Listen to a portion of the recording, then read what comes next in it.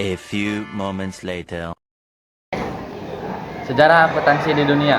Sejarah awal akuntansi sendiri dimulai sejak zaman peradaban awal, di mana manusia memulai mencatat transaksi keuangan mereka di Mesopotamia, Mesir kuno, Yunani, dan Roma.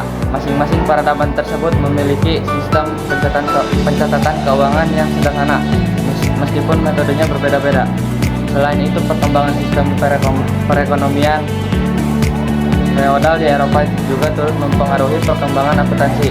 Di abad pertengahan, hal ini terlihat pada masa Renaissance di Italia, di mana seorang biarawan bernama Luca Pacioli menciptakan metode akuntansi berbasis double entry bookkeeping yang dikenal dengan nama metode Venesia. Metode ini dianggap sebagai tonggak sejarah akuntansi modern. Sejarah akuntansi di masa pertengahan. Selama periode Renaissance di Eropa, pemikiran manusia mulai berubah. Pengaruh periode ini terhadap akuntansi tidak bisa diabaikan. Pada saat itu, kebangkitan perdagangan global dan perkembangan industri mendorong perlunya sistem akuntansi yang lebih terorganisir. Salah satu tokoh yang berperan penting dalam perkembangan akuntansi di masa pertengahan adalah Franciscus dan Assisi.